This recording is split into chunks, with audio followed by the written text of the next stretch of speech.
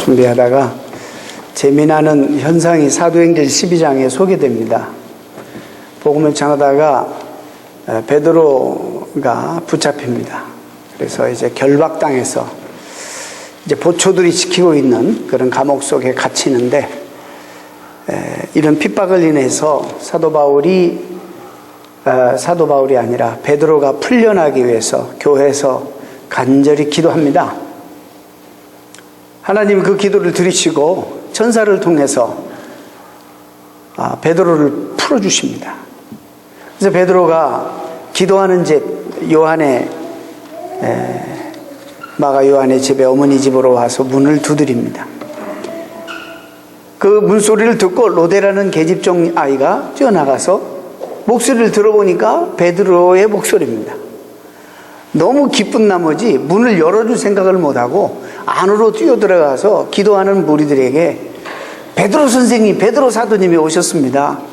그랬더니 반응이 너 미쳤구나, 이런 반응을 하는 거예요. 그래서 아니라고 정말 베드로 사도가 왔다고 이야기를 아주 힘겹게 설득하는데요. 또 밖에서는 베드로가 계속적으로 문을 두드리고 있는 상황. 그런데 또 안에서는 계속 기도하면서도 믿지 않는 그런 상황. 이런 굉장히 좀 모순적인 상황이 오늘 12장에 언급됩니다. 그냥 12장으로 가서 설교하기보다는 제가 조금 더 기도의 본질이 무엇인가에 대한 말씀을 좀 드리려고 오늘 고린도후서 말씀을 준비했습니다. 우리가 그리스도인에게 있어서 정말 절대적이고 생명 같은, 그래서 기도를 우리 영혼의 호흡을 하지 않으면 죽기 때문에 기도 생활을 하지 않는 사람은 사실 살았다 할 수 없을 정도로 우리가 기독교 교회에서 중요하게 강조하고 다루는 부분입니다. 말씀과 기도가 결국에 교회를 지탱하고 성도를 지탱하는 두 기둥입니다. 그런데 실제적으로 우리가 기도 생활을 많이 하고 있고 또 하면서도 요즘 굉장히 혼란스러운 데가 참 많습니다. 여러분에게 하나 묻겠습니다. 우리가 정말 믿음으로 기도하면 하나님 응답해 주십니까? 여러분 믿습니까? 예. 이거 안 믿는 것 같아요. 대답이. 믿습니까? 아멘. 정말 하나님 응답해 주십니다. 정말 응답해 주십니다. 근데 거기에 전제 하나가 딱 있는데, 하나님이 기뻐하신 뜻 안에서라는 전제가 붙습니다. 이것이 바로 무당의 푸닥거리하고 다른 것입니다. 기독교인의 기도는 그 기도를 받으시는 주체이신 하나님의 뜻이 항상 먼저 전제가 되어 있는 거예요. 무당의 푸닥거리는 철저하게 이기적인 내 현 상황과 내 이기적인 욕심만을 아뢰고, 뭐가 계시는지, 그분이 계셔도 그분의 생각과 뜻과 존재는 관심도 없고, 그 다음에 내가 어떻게 하든지 내 현 상황 속에서 이 환경을 변화시키기만 하면 되는 거예요. 내 소원만 성취하면 되는 거예요. 그러나 기독교의 기도는 환경과 조건을 개선을 위해서 우리가 기도하면 하나님께서 그것도 해주시지만은 더 중요한 것은 기도하는 이 사람, 이 대상을 변화시키는 것을 하나님 더 큰 기대, 더 큰 관심을 가지고 계시는 거예요. 기도하는 우리가 변치 않고서 우리의 환경이 아무리 변해도 소용없는 짓이에요. 우리가 안 변하면, 우리 주변이 아무리 변해도 소용없는 거예요. 이런 우리의 상황은 수없이 변화되는데, 이것들을 다스리고 매니지할 우리 자신들이 변해서 성령의 사람이 되지 않고서는 이런 것들 아무리 하나님이 개선해 주어도 소용없는 거예요. 우선 이 전제를 먼저 드리고 말씀을 드리려고 합니다. 여러분, 삼손이라는 사사를 잘 아실 겁니다. 힘센 장사 삼손. 제가 어릴 때 제일 먼저 들었던 성경 동화 가운데 하나가 바로 삼손 이야기. 얼마나 신나는지 몰라요. 정말 그런 사람 하나 있으면 얼마나 좋겠어요. 나귀 턱들을 빼더니 1000명을 그냥 다 원수들을 때려잡고 말이죠. 얼마나 힘이, 못할 일이 없고 그를 능히 당할 자가 없었습니다. 하나님의 영에 충만히 감동되어 일할 때는 그가 얼마나 큰 일을 했는지 모릅니다. 그래서 민족의 영웅이 되고 그 당시에 최고의 사사가 되어 하나님 앞에 능력 있게 쓰임 받았습니다. 그런데 그가 잠깐 사람들이 그를 영웅 대접하고 사람들이 그를 민족의 지도자 대접하고 사람들이 그를 최고의 사사로 대접하는 그 순간 자기의 삶이 좀 우쭐해서 이 모든 힘과 능력이 하나님으로부터 온다는 사실을 잠시 잊어버리고 하나님으로부터 점점 약간 긴밀한 그런 교제에서 벗어나더니 이상한 짓거리를 하는 거예요. 이방인과 어울려서 여자들과 술집에 가서 술을 먹지 않나. 하나님께서 이 나시린으로 구별해서 상징적으로 머리를 길게 하실 뿐만 아니라 이 머리가 길어서 힘이 있는 게 아니라 이건 하나님의 하나의 언약의 상징이에요. 머리에서 힘이 나와요? 그럼 다 머리 기르면 힘세게? 그건 아니잖아요. 삭도를 대지 못하게 하나님께서 하셨고 상징적으로 그 다음에 술을 입에 대지 못하게 하셨어요. 그런데 잠시 하나님 곁을 떠나고 은밀한 교제권 밖으로 빠져나가더니 드릴라라는 이런 여자를 통해서 유혹을 받고 결국에 그가 원수들에 의해서 자기의 비밀을 다 말해버리고 결국에 그가 결박당해서 꽁꽁 원수들에게 붙잡히고 묶이는데 보통 사람과 같이 그의 긴 머리가 다 잘림을 당하고 보통 사람 되어버렸습니다. 술에 취해 잠들었다가 잠에서 깨니까 블레셋 원수들이 그를 붙잡으려 와서 그를 결박하고 있습니다. 그는 스스로 이겨보려고 힘을 썼지만 그냥 원수의 조롱거리밖에 되진 않았어요. 얼마나 수모를 당하고 부끄러웠는지 자기에게 아무런 힘이 없다는 사실을 깨달았어요.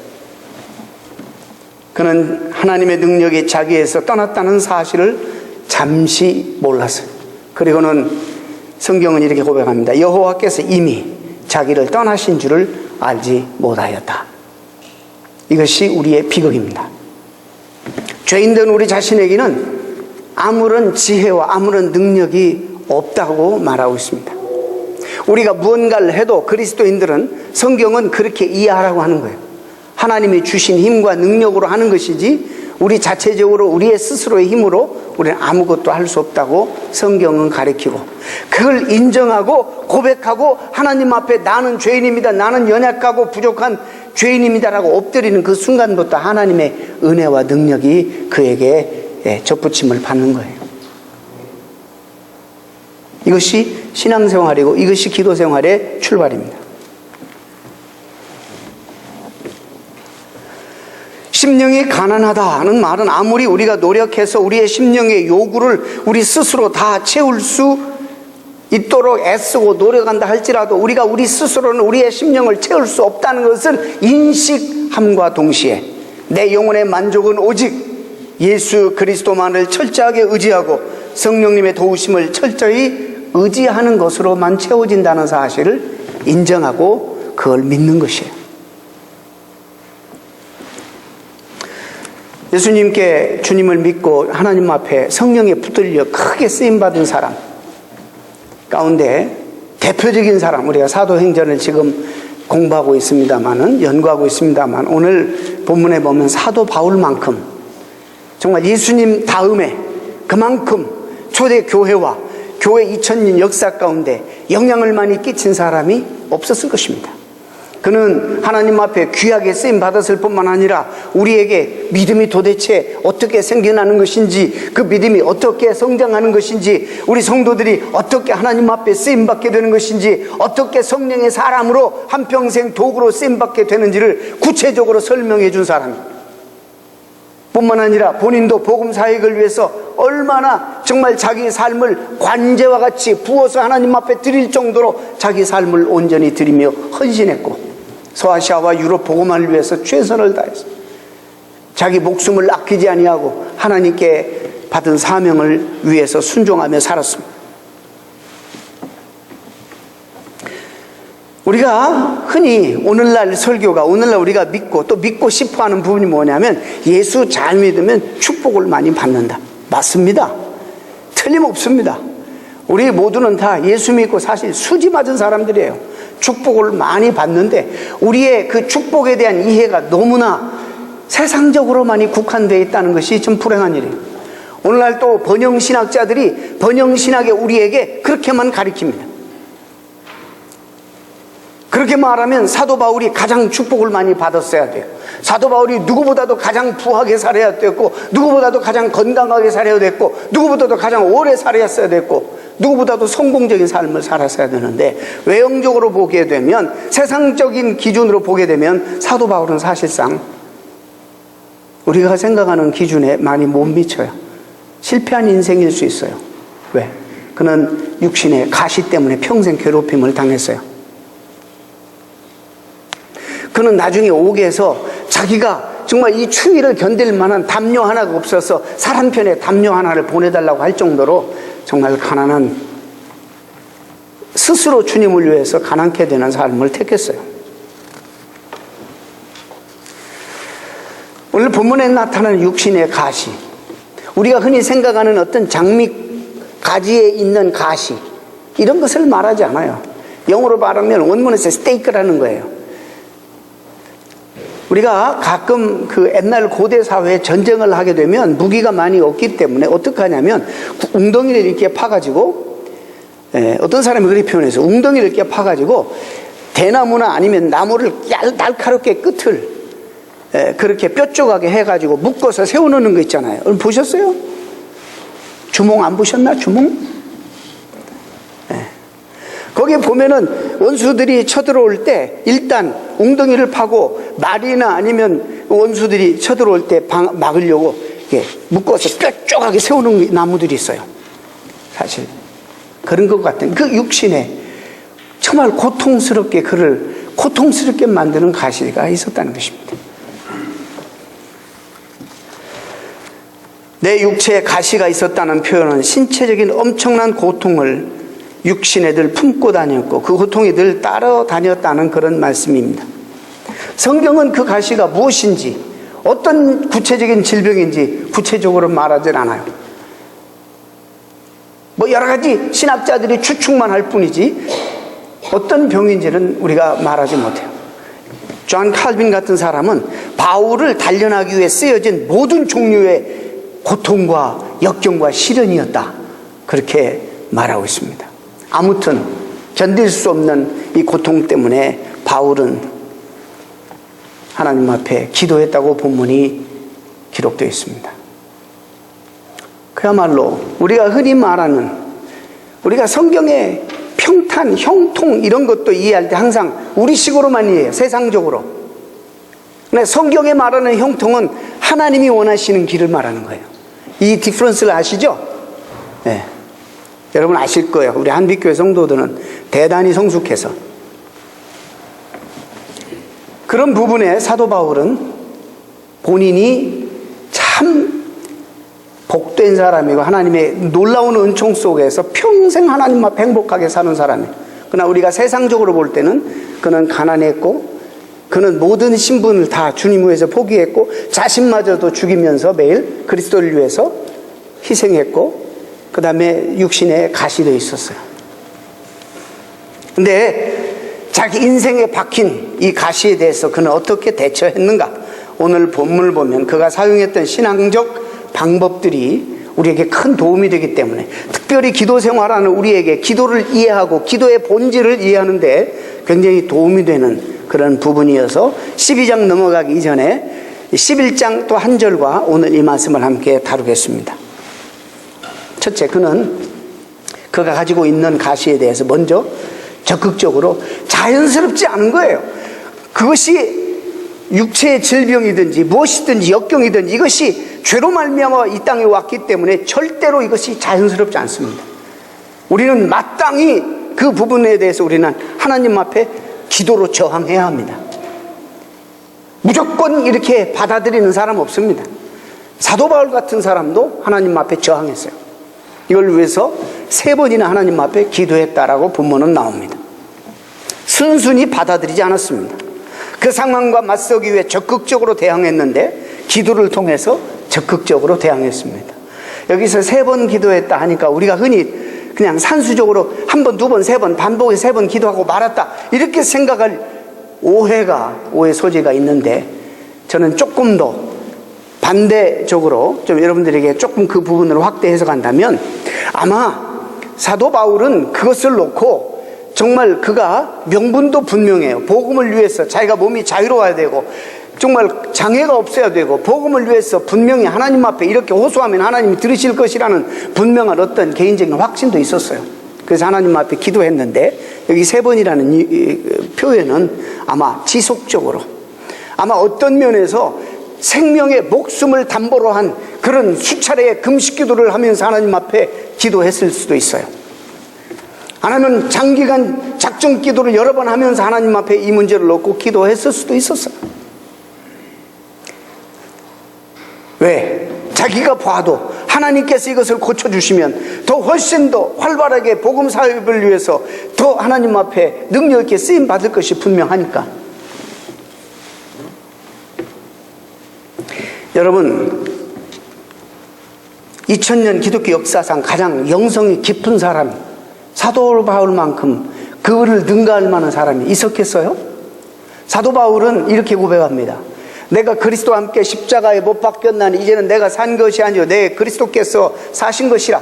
자기가 산 게 아니라 자기 존재는 없어졌대. 그리스도 안에 감춰졌다는 거예요. 이제 내가 그러면 살아있는 것은 나를 사랑하사 자기 몸을 버리신 예수 그리스도를 믿는 믿음 안에서 자기가 살아가고 있다는 거예요. 자기가 날마다 자기 옛사람에 나오려고 하니까 나는 매일 죽노라. 자기를 죽이는 훈련을 하는 거예요. 내가 이제는 살아도 주를 위해 살고 죽어도 주를 위해 살겠다는 거예요. 나는 어떻게든지 내 몸을 통해서 그리스도가 존귀하게 여김을 받게 되기를 원한다는 거예요. 그만큼 영성이 깊은 사람이 있겠어요? 아예 작정하고 목숨을 다해서 주님을 드러내려고, 그리고 주님과 함께 연합해서 자기는 사라지고 자기는 죽고 주님만이 드러나게 하려고 하는, 그리스도를 영화롭게 하려고 하는 성령의 사람이 아니, 누가 도대체 이 사도 바울을 능가하는 삶을 살겠어요? 뿐만 아닙니다. 그는 주의 복음을 위해 사역할 때 하나님이 그를 사용하셔서 죽은 자를 일으키셨어요. 병든 자를 한두 명 고친 게 아니에요. 귀신을 제압했어요.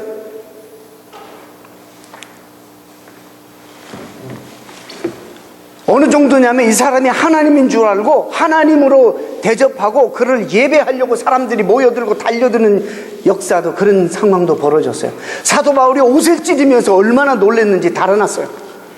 그리고 그들에게 나도 당신들과 똑같은 사람이라고, 성정이 같은 사람이라고 얼마나 강조했는지 여러분 아시죠?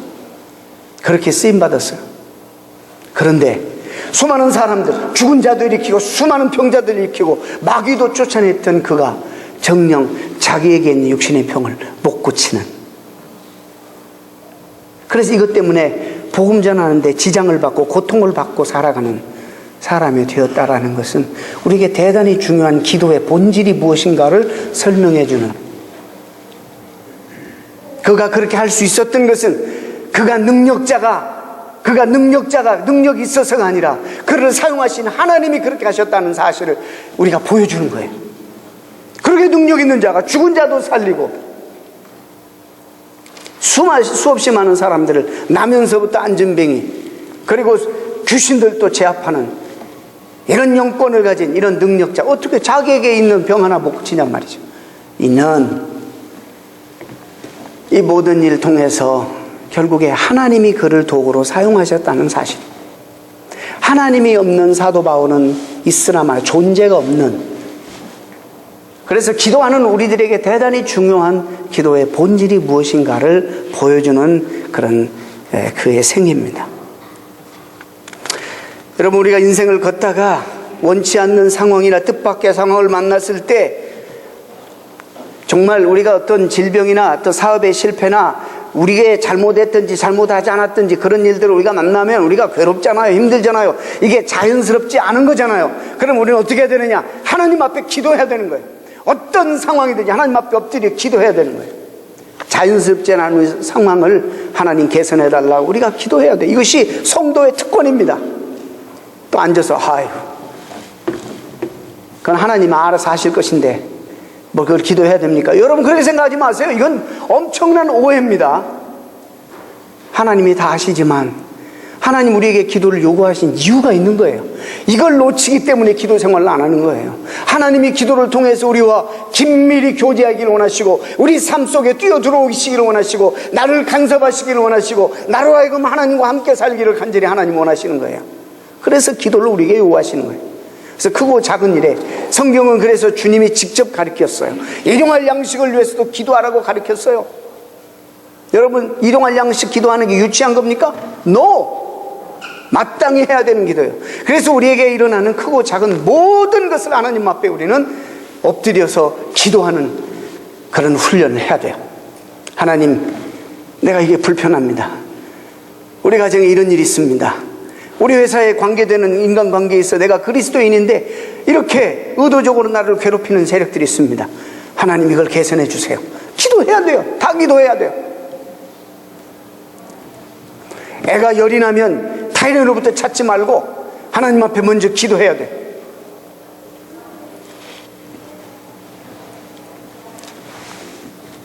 언젠가 우리 아이 막내가 늘, 저희는 그러니까요, 늘 먼저 아프면 먼저 기도해달라고 와서 그럽니다. 절대로 먼저 약을 먼저 안 찾고 약을 먼저 먹이지 않아요.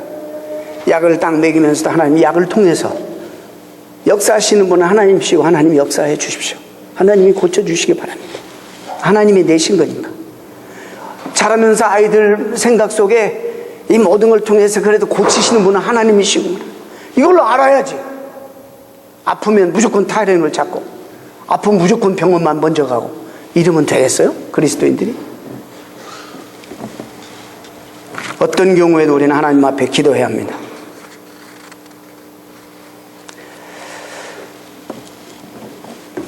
어차피 우리는 이기적인 동기로 기도할 수밖에 없는 거예요. 그거 유치한 거 아니에요. 언제부터 여러분이 대단히 성숙했다고, 언제부터 여러분이 그런 신용하냔 말이죠.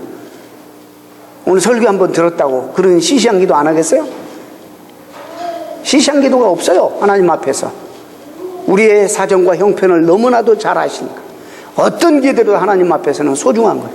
그 기도를 통해서 하나님 앞에 우리가 나가는 그 자체가 소중한 거예요.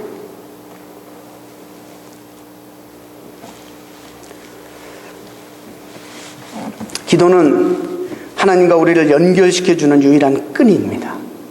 물론 말씀도 그렇지만 기도하는 만큼 하나님과 우리는 더 긴밀하게 되는 것입니다. 여러분, 근데요, 참 인생이라는 게요, 이 죄악된 인간은 여러분, 기도하지 않으면, 문제가 없으면 기도 안 해. 문제가 있는데도 안 하는 인생들은 정말 심각하고 이해가 안 되지만, 문제가 없으면 기도를 안 합니다. 그렇기 때문에 우리가 경험하는 바는 뭐냐면, 이런 많은 문제들이 어떤 면에서, 이건 조금 아무나 들을 수 없는 얘기지만, 하나님이 나를 이끄시는, 배려하는 사랑의 은총이다 라고 알게 되는 거예요. 왜? 그걸 통해서 우리 기도하게 하시고, 기도를 통해서 하나님을 붙잡게 하시고, 기도를 통해서 하나님과 다시 긴밀하게 영적으로 교통하고, 결국에 그걸 통해서 이것이 상황이 변화되든지 안 변화되든지 우리 하나님 안에 있기 때문이에요. 하나님과 은밀한 관계를 맺는 기도 통해서 응답받는 사람만이 내 환경이 변화되어도 이것이 하나님이 하셨다라고 알고 자만하거나 교만해지지 않는 거예요. 그래서 우리가 기도해야 되는 거예요. 기도가 충분하지 않으면 뭔 일이 이루어졌을 때 말로는 하나님이 하셨다 하지만 즉시 나도 있는 거예요. 그래가지고 교만해지는 그 순간부터 하나님을 자꾸 등 돌리고 하나님으로부터 멀어지는 거예요. 어떤 경우에도 우리는 기도해야 됩니다. 언제까지? 응답 받을 때까지. 응답 받을 때까지 우리는 포기하지 말아야 됩니다. 어떤 분이 그랬어요. 우리는 너무나 많은 기도를 하는데 너무 쉽게 포기한다는 거예요. 하나님이 듣기도 전에 포기한다는 거예요. 물론 다 들으시겠지만 응답 받을 때까지 하나님은 틀림없이 응답하세요. 내가 원하는 방향으로 안 하신다고 응답 안 하시는 게 아니에요. 하나님은 응답하시는데 내가 원하는 대로만 응답하시는 하나님은 아니에요.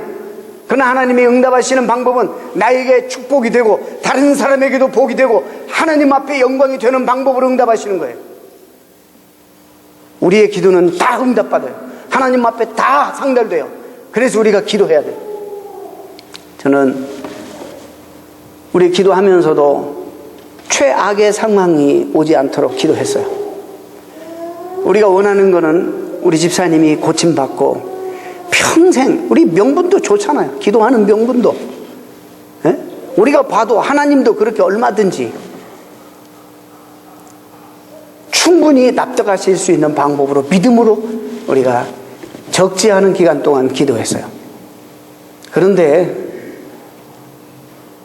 우리가 참 원치 않는 기도한 내용이 아닌 최악의 거칠없는 그런 방법으로 하나님 응답하셨어요.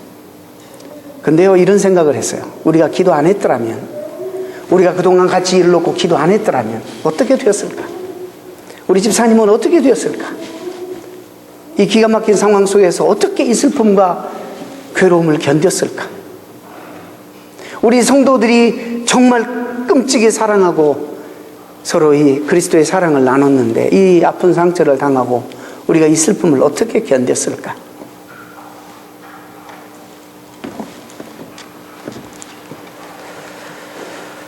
바울도 너무 괴로워서 육신에 가실 위해 기도했는데 그 정말로 하찮거나 견디기 쉬운 것이었다면 그렇게 간절히 빈번히 기도했겠습니까? 그러나 그것이 너무 힘들었기 때문에 자유롭게 해달라고 그는 하지 않았겠습니까? 그럼에도 불구하고 하나님께서는 바울이 기도한 대로 응답해 주시지 않았습니다.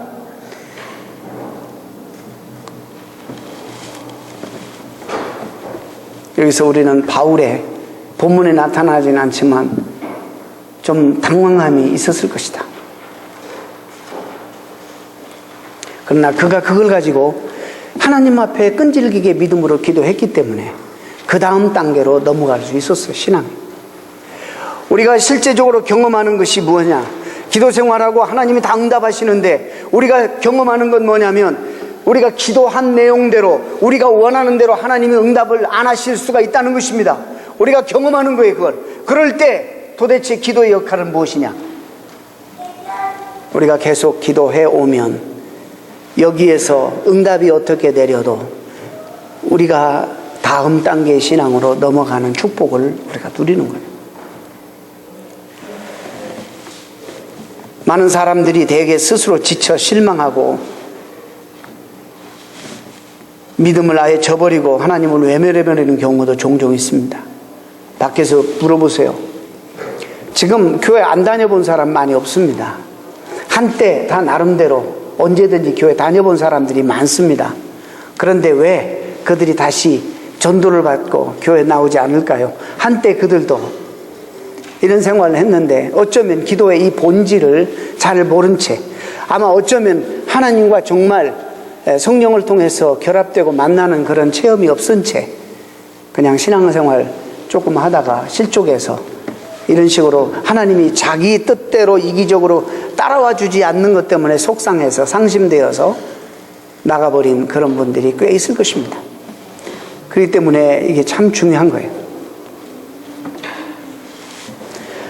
사도 바울은 그랬어요. 하나님이 만약에 내가 원한 대로 기도 응답을 해주지 않으셨다면 도대체 그러면 내가 깨닫고 알아야 될 하나님의 뜻은 어디에 있는가?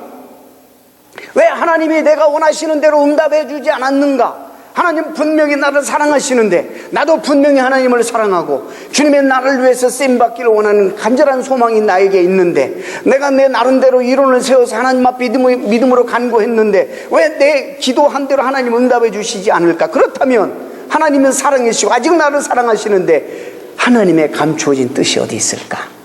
라고 하나님의 뜻을 경청하기 시작하는 단계로 넘어가는 거예요.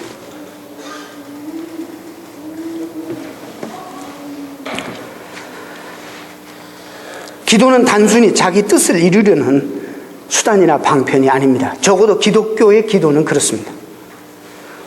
기도는 먼저 자신의 뜻을 위해서 시작돼요. 틀림없이 그렇게 됩니다. 이기적인 생각을 가지고 기도가 시작돼요. 그렇게 해야 됩니다. 그래서 어떤 기도도 하나님 앞에는 쓸데없는 기도도 없고 유치한 기도가 없는 것입니다. 무슨 기도라도 하나님 앞에 해야 됩니다. 그런데 우리가 경험하는 바는, 우리가 기도 가운데 성숙하는 것은 처음에는 지극히 이기적이고 처음에는 지극히 자기중심적이고 나밖에 모르고 다른 사람 볼 수도 없고 하나님의 영광은 아예 생각지도 못했던 그런 상태에서 기도를 시작했고, 그런데 기도하는 가운데 하나님이 은혜 주셔서 도대체 하나님의 뜻에 대해서 생각하게 하게 되고, 한참 내 뜻과 하나님의 뜻 사이에서 갈등도 우리가 경험하게 되고,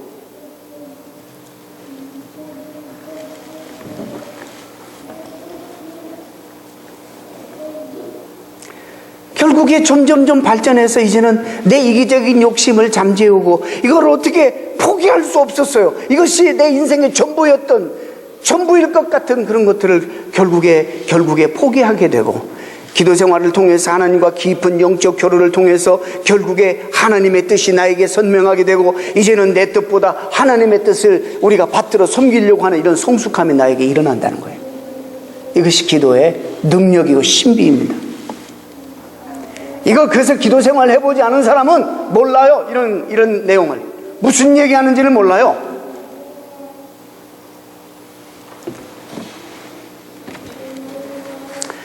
자, 오늘 본문에 이런 말씀이 나옵니다. 잘 들으세요. 하나님이 왜 사도 바울의 기도를 응답해 주지 않았을까? 그가 원하는 대로. 거기 이런 말씀이 앞뒤에 나와요. 그가 받은 계시가 크므로, 그가 하나님께 은혜를 너무 많이 받았으므로, 그가 하나님 앞에 능력에 붙들려서 엄청나게 지금 능력 있게 쓰임 받음으로, 앞으로도 그를 하나님께서 능력으로 장중에 붙들어서 능력 있게 쓰임 받는 도구가 되게 하시려고 이미 받은 은혜가 너무 많아서 내버려 두면 어떻게 된다? 하나님만 아신 거예요. 우리도 알아요. 우리도 눈치채요. 우리도 늘 그걸 경험해요. 하나 들어주면요, 우리가 다 끝나네요? 하나님 앞에 영원히 감사해요? 틀림없이 교만해지는 거예요. 틀림없이 사도 바울이 지가 스스로 하나님 될 거예요. 하나님 앞에 돌아갈 영광을 가르쳐오는 사도 바울이 될 거예요. 그래, 하나님이 역사하시는 거 분명하지만 나도 쓸만해. 나도 희생한 것 많아. 나도 로마 시민권이고 좋은 가정에서 자랐고 교육도 많이 받고 가말리엘 내 문화생이고 나도 썸바디야. 이러면요, 철저하게 하나님을 의지해서 의지한 만큼 하나님의 능력이 그 삶 속에 역사해서 하나님의 능력이 나타나게 됐는데, 이제는 하나님을 의지하지 않고 자신을 의지하고 신뢰할 가능성이 다분히 있는 거예요. 왜? 그도 죄인이기 때문에. 사도 바울이 알았어요. 하나님께서 음성을 들려주셨어요. 네가 은혜 받은 바, 받은 계시가 너무 많고 은혜 받은 것이 너무 많아서 자고하지 않게 하기 위해서, 내가 교만해서, 내가 스스로 하나님 되지 않게 하기 위해서 하나님이 그가 원하는 대로 육신의 가지를 빼가지 않고 육신의 가지를 남겨두셨어요. 그러면서 하나님이 이런 음성이 들려오는 거야. 내가 이걸 남겨두시는 대신 내가 이걸 통해서 내가 너에게 들어가서 네 삶을 더 능력 있게 지배하고 다스리리라. 하나님이 그렇게 말씀하시고, 할렐루야. 이것이 기도의 신비예요. 네가 의지하는 것만큼, 이 퀀티티, 네가 나를 의지하는 분량만큼 내가 네 삶 속에 들어가서 구체적으로 내 자신이 너의 존재가 되어서 너를 통해서 내가 드러나리라. 내가 너를 능력 있게 하고 내가 너를 사용해서 하나님의 역사를 내가 일구리라. 하나님 그렇게 말씀하시는 거예요. 처음에 왜 갈등이 없겠어요?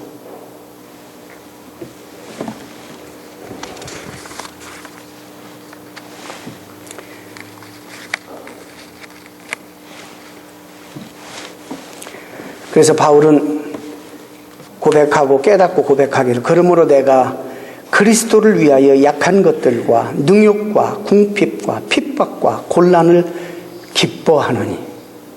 자연스럽지 않은 것들이에요. 그런데 기뻐하느니, 이는 내가 약할 그때에 내가 이 모든 것들을 가지지 않고 부족해 느껴질 때 하나님 앞에 엎드리잖아요. 엎드리는 것만큼, 하나님을 의지하는 것만큼 하나님의 능력이 강하게 나에게 역사하니까 내가 이것을 기뻐할 수밖에 없다라고 고백하고 있는 거예요. 여러분, 환경이 변하는 것이 더 축복이에요? 사람이 변하는 게 더 축복이에요? 환경은요, 수없이 변해요. 근데 이것들을 다스리는, 이것들을 컨트롤하고 이것들을 다스리는 사람이 변해야죠. 사람이 하나님 앞에 붙잡히고 말이죠. 성령의 사람이 돼야지 이것들을 다스리고 나가야죠. 언제나, 언제까지 하나님이 여러분 쫓아다니면서 뭐라 그럴까,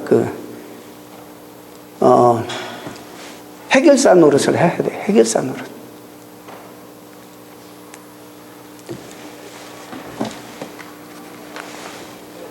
생각하면 생각할수록 바울은 이제는 그 육신의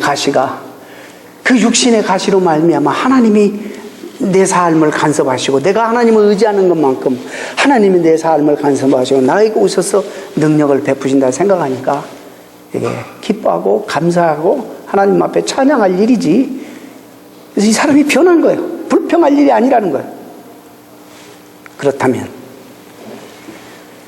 그러므로 도리어 크게 기뻐함으로 나의 여러 약한 것들에 대하여 자랑하리라. 이제 자랑이야, 이게 부끄러움이 아니라. 이는 그리스도의 능력이 내게 머물게 하려 함이라.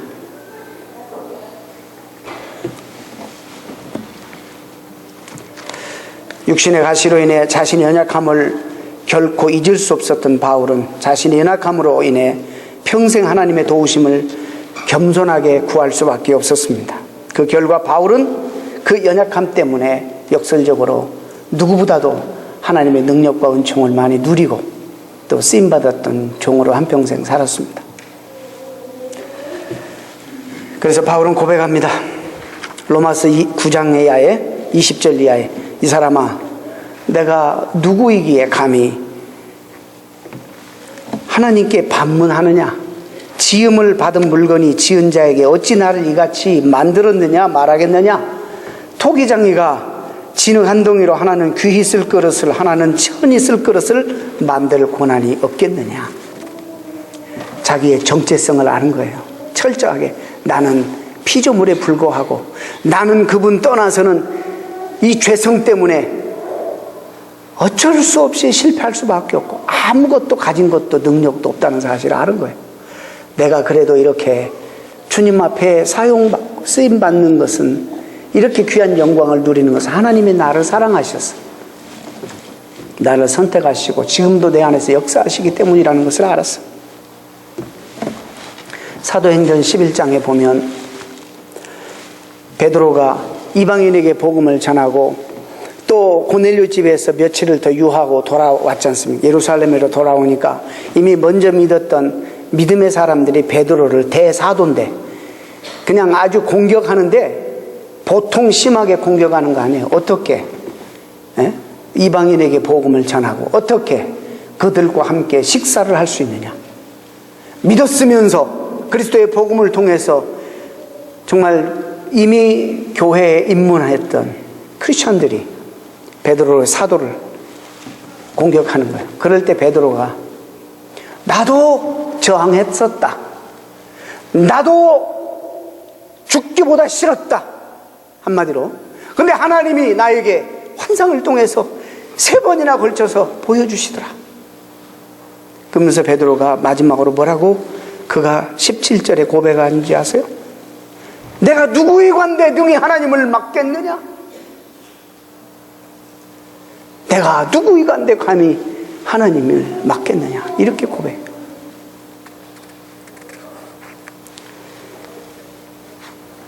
짧은 문장이지만 그야말로 베드로 신앙의 핵심입니다.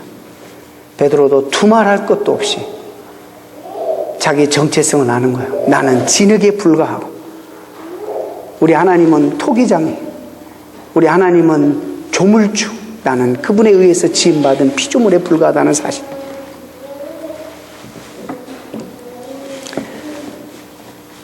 그렇게 고백하고 있습니다. 바울은 하나님의 그 응답을 더 위대하고 신실한 응답으로 받아들입니다. 이것은 곧 변화받은 위대한 신앙인 바울의 모습입니다. 그로 하여금 더 이상 하나님 앞에 오만을 부리지 아니하고 그를 하나님을 계속 겸손히 의지할 수 있도록 제갈 물림인 것으로 그는 깨닫고 하나님 앞에 감사합니다. 저는 오늘날 이 번영신앙이 굉장히 우리에게 큰 문제를 안겨다 줬다고 믿습니다. 참 위험합니다. 번영신앙은 철저하게 인본주의입니다. 하나님은 없습니다. 철저하게 우리 중심입니다. 하나님보다 사람이 언제나 중요합니다. 소원을 품고 기도하면 기도한 대로 응답을 꼭 받는다고만 가리킵니다. 하나님은 없습니다. 그래서 하나님은 이미 부자가 되고 싶어하고 형통하게 살고 싶어하는 사람들에게 하나님이 아니라 조물주가 아니라 도깨비 방망이 우리의 해결사로 전락시켜버렸습니다. 사랑하는 성도 여러분, 기도하면 하나님 다 응답하십니다. 그러나 우리가 원하는 대로 하나님 다 응답하시지 않을 수 있다는 사실을 명심하시길 바랍니다. 그러나 하나님이 응답하셨다면 우리에게도 복이 되고 남들에게도 복이 되고 하나님 앞에 영광이 될 줄로 믿습니다. 그래서 우리가 이런 믿음을 가지고 하나님 앞에 기도를 계속 해야 될 줄로 믿습니다. 이것이 우리가 알아야 될 기도의 본질입니다. 시편 기자들 보세요. 그도 사람 얘기이기 때문에 하나님 앞에 탄원합니다. 탄원. 불평도 합니다. 왜 하나님 내가 주님을 이렇게 잘 믿으려고 하는데 나한테 이렇게 어려움을 주고 저 행악자들은 형통하게 만드시고 나는 그래도 하나님 앞에 희생하고 주님 앞에 이렇게 살려고 하는데 나한테는 끊임없는 어려움을 주고 왜입니까 탄원하는데 시편의 마지막에 항상 가보면 그러나 하나님으로 인하여 나는 하나님을 찬양하며 감사하지 않을 수 없습니다. 이 모든 것보다 이 모든 것을 다스리시는 하나님이 내 편이 되시고 나와 함께 하시고 나를 동행하시고 나를 인정하시고 나를 붙들고 계시니 하나님 찬양 받으시옵소서, 영광 받으시옵소서. 시편이 다 그렇게 끝납니다. 성경 가운데 모든 인물들이 여러분도 다 아실 거예요. 성숙한 신앙인의 모습이 뭐예요? 성숙하지 않을 때는 어떻게든지 하나님이 내 편이 돼서 내가 무엇을 요구하든지 하나님 들어주셔야 되고 내가 어디로 가든지 하나님을 이끌고 가야 되고 내가 하나님을 이끌고 다니는 그런 신앙생활에서 이제는 은혜 받고 성령의 사람이 되면 이제 돌아서서 하나님이 나를 어떻게 내 삶을 원하실까? 하나님이 기뻐하시는 삶이 무엇일까? 내가 어떻게 하면 하나님 앞에 쓰임을 받을 수 있을까라는 관심이 변화되는 거예요. 사람이 변화되는 거예요. 사람이. 적어도 여러분이 어디에 있든지 이 방향을 향해서 가야 될 줄로 믿습니다. 하나님이 여러분의 해결사만이 아니에요. 그런 거 여러분 많이 도와주시잖아요. 말도 안 되는 경우도 하나님 다 도와주세요. 근데 우리가 성숙해져서 여러분 이제 하나님 앞에 그 은혜에 말할 수 없는 은혜에 내가 어떻게 보답할까 하는 그런 진지한 고민도 있어야 되지 않겠습니까? 어린아이가 플라스틱 조그마한 칼로 놀다가 재미없으니까 엄마한테 와서 날카로운 칼을 좀 달라고 한다고 여러분이 애들에게 요구한다고 줄 부모가 어디 있어요? 안 되잖아요. 하나님도 마찬가지예요. 우리가 원하는 대로 하나님 들어주시면 우리에게 해가 될 줄 알면 하나님 절대로 우리가 원하는 대로는 들어주시잖아요. 그러나 하나님이 기도를 통해서 우리와 영적 깊은 교류를 통해서 하나님이 우리의 삶에 들어오시고 우리를 간섭하시고 우리의 능력이 사람 되게 하시고 이 시대에 필요한 사람으로 우리를 통해서 드러나시고 나타나시길 원하신다는 사실을 우리가 명심할 때 우리는 어떤 경우에든지 하나님 앞에 엎드려 기도해야 될 줄로 믿습니다. 마지막에 독일 신학자 헬무트 틸리케라는 사람이 세계를 부둥켜 안는 기도라는 책에서 그가 쓴 기도문 하나만 소개하고 마칩니다. 나는 인간의 우상이 되는 것보다 예수님의 눈이 주시하는 한 마리의 벌레가 되고 싶다. 무슨 벌레가 돼? 무슨 얘기냐면 인간은 조금만 알려줘도 허영과 자기 교만에 빠져 하나님을 외면하고 스스로 하나님 자리에 올라가고 말기 때문입니다. 그러나 벌레는 어떤 경우에도 자기 허영이나 자기 교만에 빠지지 않습니다. 벌레는 하나님에 의해서 창조된 피조물의 자리를 결코 넘어서지 않습니다. 그런 의미에서 나는 사람들이 뭐라고 인정하고 이런 것보다도 하나님이 주목해주는 정말 벌레 같을지라도 하나님이 주목해주는 벌레로 살고 싶습니다.